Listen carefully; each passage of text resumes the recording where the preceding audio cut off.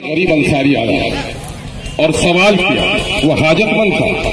پیارے آقا نے پوچھا کیا تیرے پاس مال و اسباب نہیں؟ کہا کہ اللہ کے رسول میں پھٹا حال ہوں، میری مدد کیجیے۔ کہا کہ کیا ہے تیرے پاس؟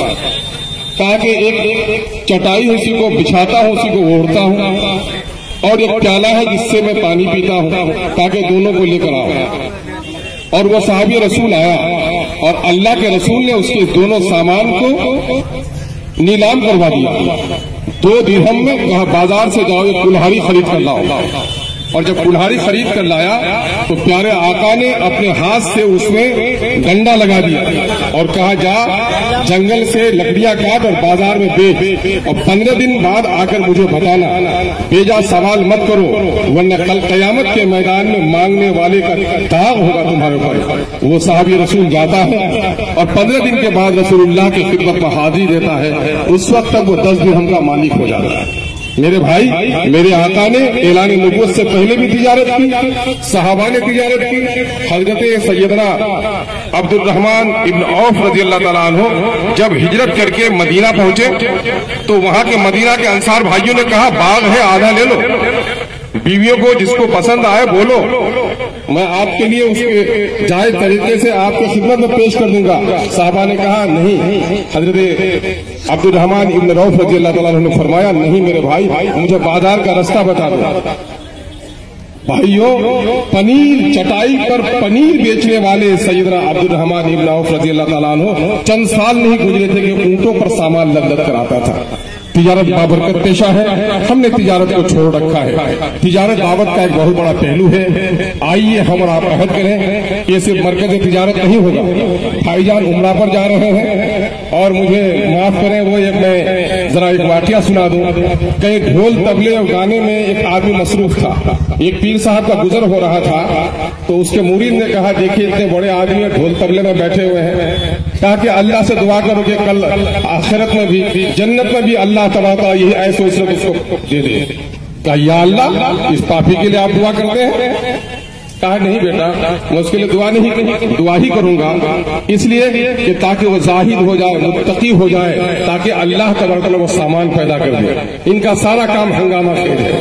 جب کرکٹ کھلوائے تو پورے علاقے میں سب سے بڑا کرکٹ، شادی کروائے تو لاؤڈ اسپیکر پر دعوت۔ الحمدللہ آج جب امارت کا جلسہ انہوں نے کروایا جمعیت العلماء کا، وہ بھی بڑا انقلابی تھا۔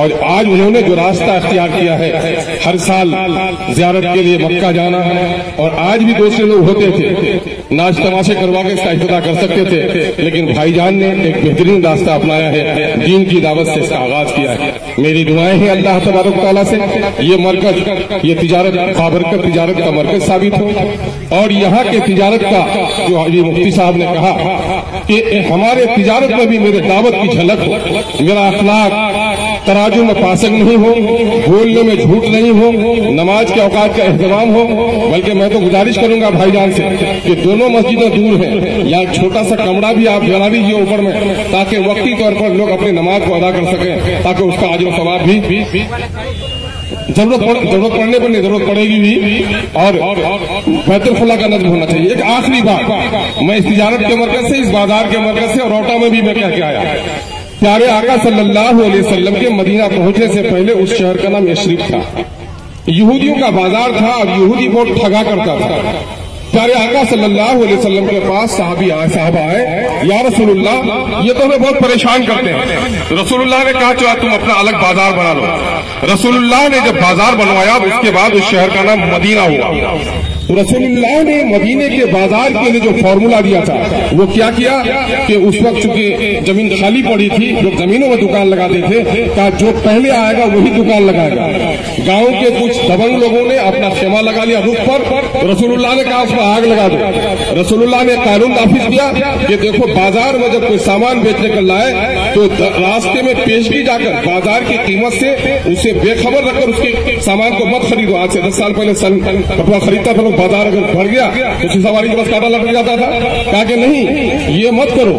پھر پیارے آقا صلی اللہ علیہ وسلم نے فرمان جاری کیا، دیکھو مدینے کے بازار کی سڑک اتنی چوڑی ہو کہ 2 اونٹ سامانوں پر لد کر جائے تو ایک اونٹ کا سامان دوسرے اونٹ سے نہ ٹکرائے۔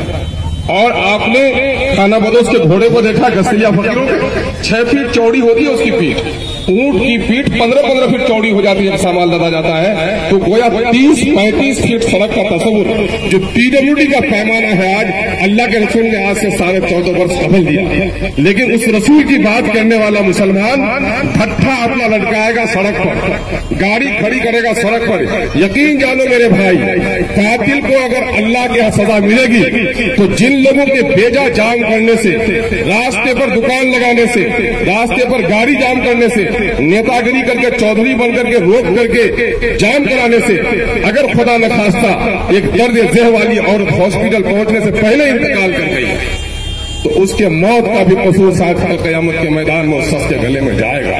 कोई गरीब बेचारा अगर उसकी ट्रेन छूट गई, उसकी नौकरी छूट गई, उसकी बेटी की शादी मुतासिर हो गई तो उसकी नौकरी के जाने का मुल्जिम वो ठहरेगा।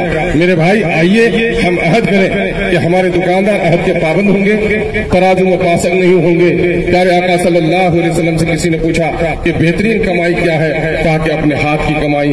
अल्लाह तबारक तआला हमारे ताजिरों के दिल में दीन और ईमान पैदा कर दे, ये तिजारत का मरकज बाबरकत हो जाए और इससे आम लोगों को फायदा पहुंचे।